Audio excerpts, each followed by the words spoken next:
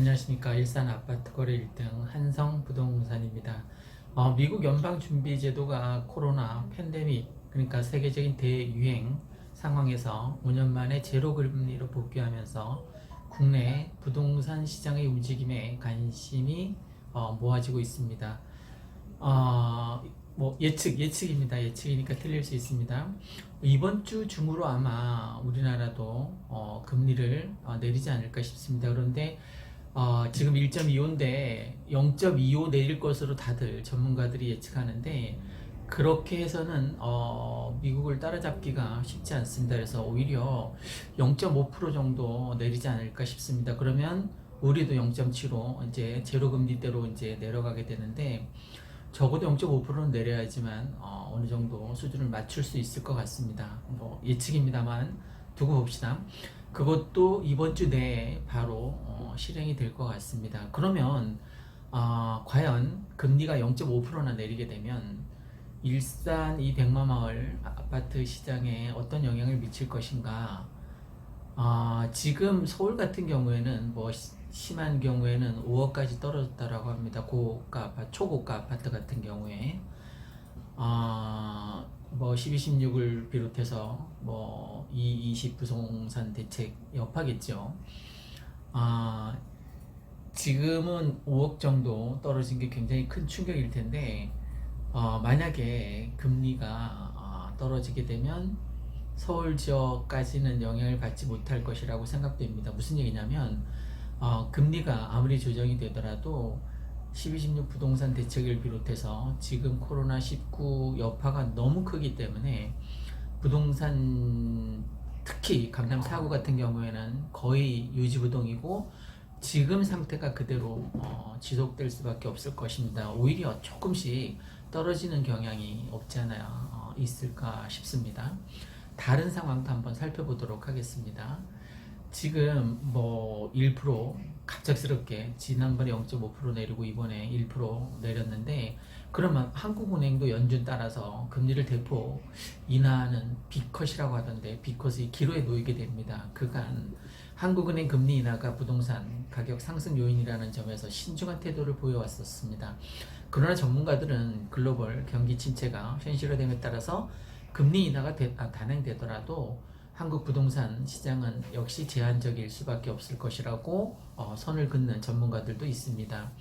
금리 인하 팬데믹을 넘어서 지금 서울 강남 같은 경우 아주 심한 경우 30%까지 빠질 수도 있다고 예측하는 사람도 있습니다.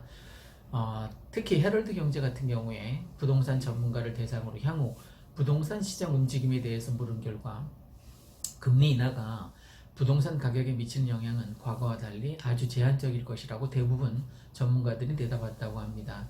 미국의 제로 금리는 코로나19 때문에 그 팬데믹을 넘어서서 경제적인 충격으로 인한 것이기 때문에 금융 상황으로 전이되지는 않을 거라는 거죠. 그러니까 금융 위기로 전이되면 부동산은 바닥이 되는데, 강남의 특정 단지들이 심지어 30%까지 가격이 빠질 수도 있다라고 예측하는 사람이 있습니다.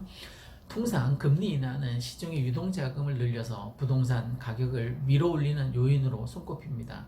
대출 부담도 낮아져서 부동산 투자 수요를 늘어나게 합니다. 하지만 최근의 금리 인하는 거시경제가 악화됨에 따라서 나온 상황이어서 예전과 상황이 다르다는 판단입니다.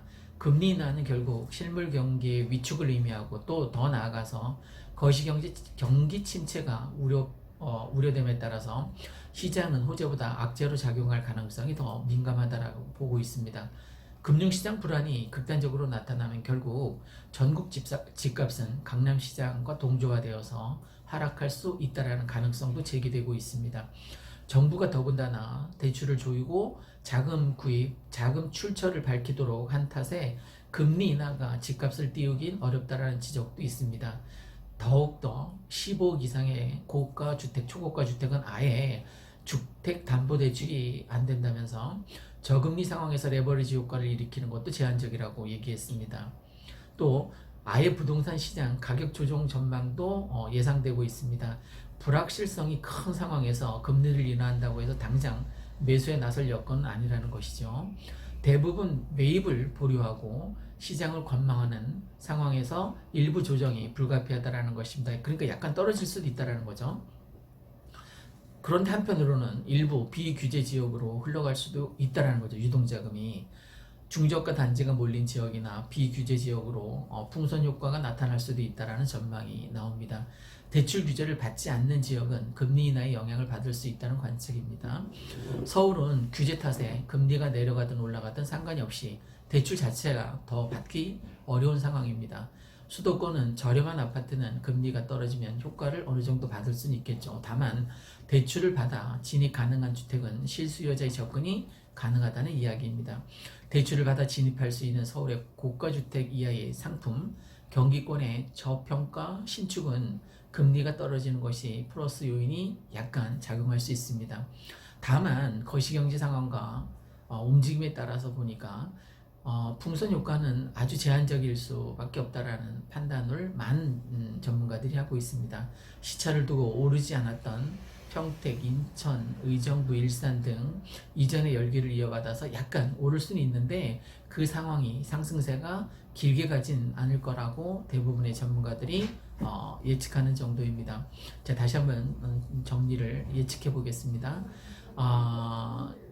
미 연방준비제도가 코로나 팬데믹 영향에서 5년 만에 제로금리로 복귀하면 1%를 확 내린 거죠.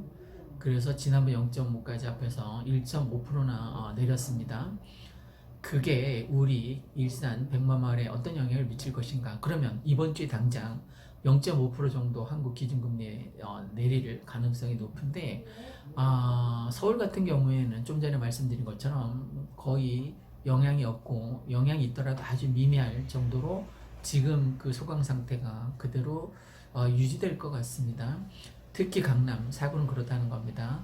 그런데 오히려 인천이나 의정부, 일산 이쪽은 금리가 만약에 0.5% 인하가 되면 아무래도 조금 도움은 받을 수 있겠죠, 그죠? 일반 서민 여기는 초고가 주택도 없고 고가 주택도 없는 상황에서 아마 금리가 0.5% 인하된다면 이 일산 백마마을도 풍선 효과의 수혜 지역으로 약간 반등의 여지는 없지 않아 있어 보입니다. 투자에 참고하시면 좋을 것 같습니다. 이상 일산 아파트 거래 1등 한성 부동산이었습니다. 감사합니다.